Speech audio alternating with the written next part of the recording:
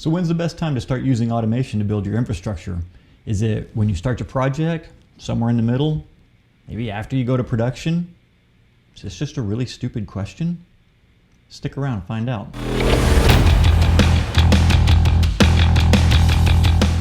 Hey, I'm Will Button, and this is DevOps for Developers, where I teach you how to build, grow, and scale your infrastructure using DevOps principles, even if you don't have a DevOps team. I'll tell you who this video is not for right up front. If you've built quite a few AWS infrastructures using code as infrastructure, not the pointy button clicky bullshit, but if you've done it from code, you're probably not going to get a lot out of this video, so go watch one of my other videos. For the rest of you though, let's talk about when it's time to use code to build your infrastructure. So I'll tell you a little bit about some of my experiences.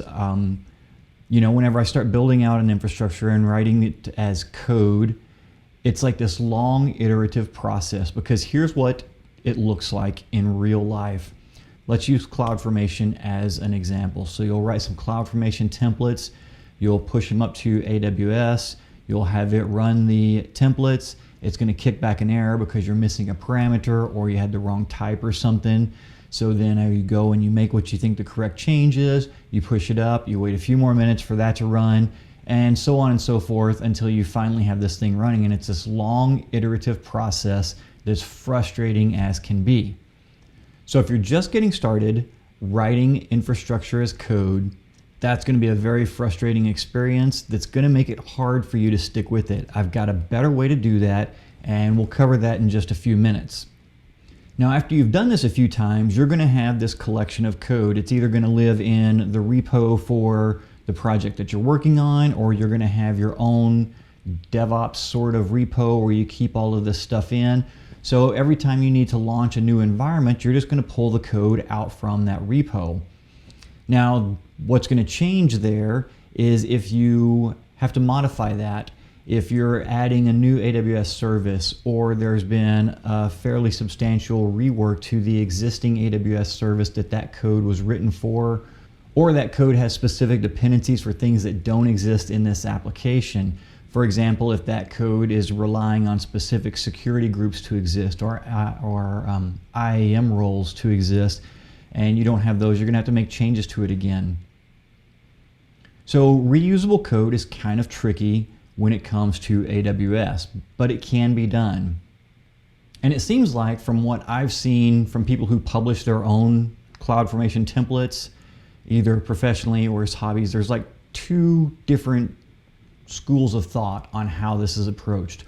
One is the master PhD level CloudFormation template from hell, that creates, starting with a brand new AWS account, it creates the VPCs, it creates the subnets in there, it creates the security groups, and all the way down the line to whatever the end result that you were looking for is actually achieved, whether that's like an EC2 instance launched or a Fargate container running or something like that. So that can be okay if you're starting from a completely blank environment and their end goal is exactly what you want. I found that most of the time that's not the case. Either I'm already starting with some existing AWS infrastructure, or the thing that their template is building is not exactly what I'm trying to build. So you end up in this middle ground of trying to customize this template that you've gotten your hands on.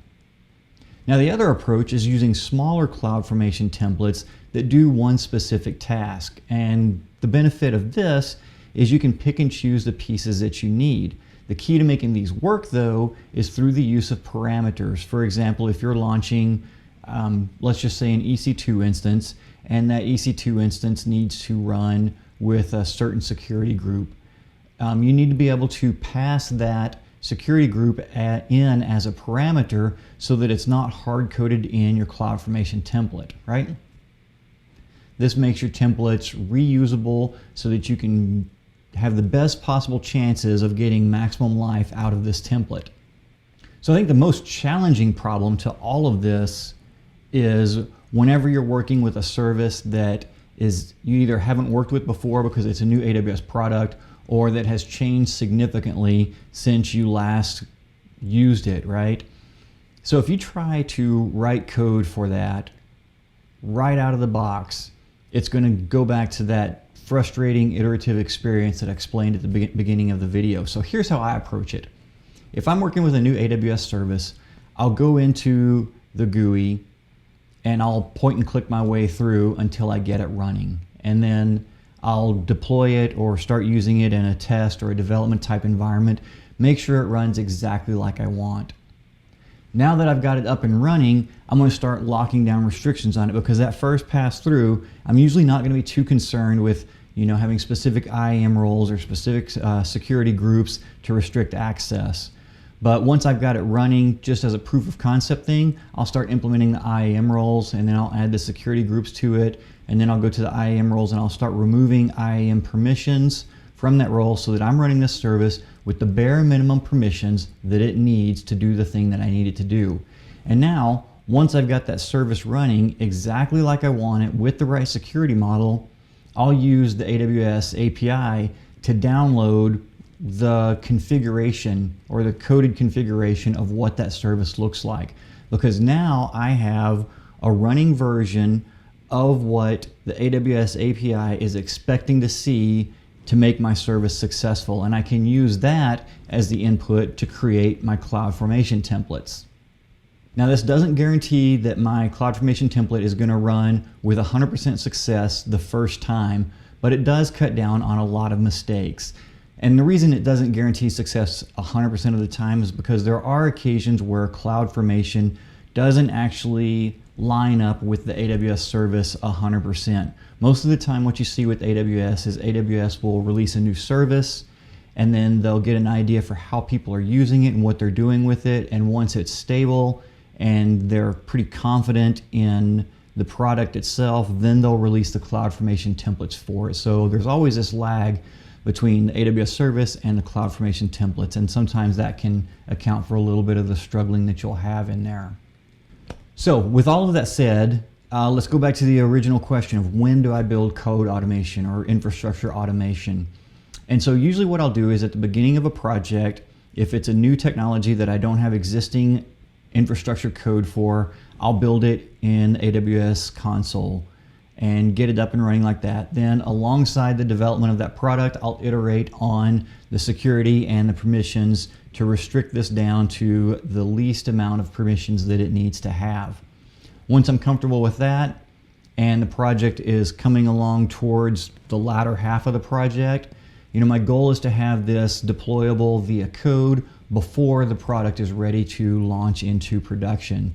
And so I'll try to time my work along with that to make sure that I can take this environment that I've built by hand and I can replicate it through code, and then I can replicate it across multiple environments through code, so I can launch a test environment, a dev environment, and a production environment using that same code.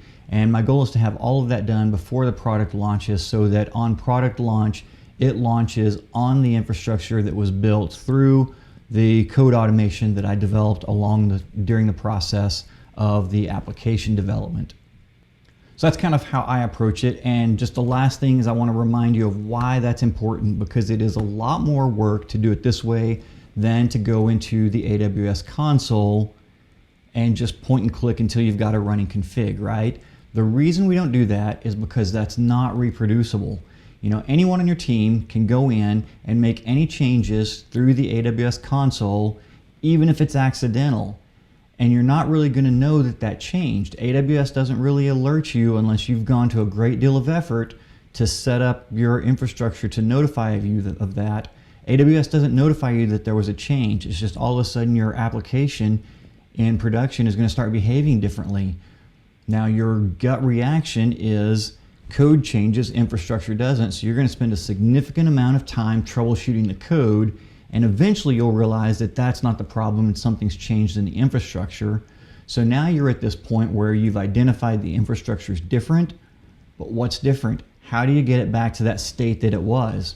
Well, you don't really know, because when you set it up, you were clicking buttons and checking boxes, and now those have changed. What were they originally? I don't know. That's why we document it via code, because whenever you get in that scenario and you have your infrastructure documented as code, you can just say, fine, screw it. run your CloudFormation template again, and it's just going to make it exactly the way it's supposed to be. It doesn't care about what settings are out there. It's just going to blow past them and make it the way that it's defined in that CloudFormation template. It gives you the ability to reproduce your environment at will, regardless of the environmental state. So that takes a lot more effort, right? It takes discipline, but that's why we're doing DevOps, because the key word there is ops. Ops equals operation, operations equals discipline, and discipline leads to more performant, more reliable infrastructure that carries your business forward.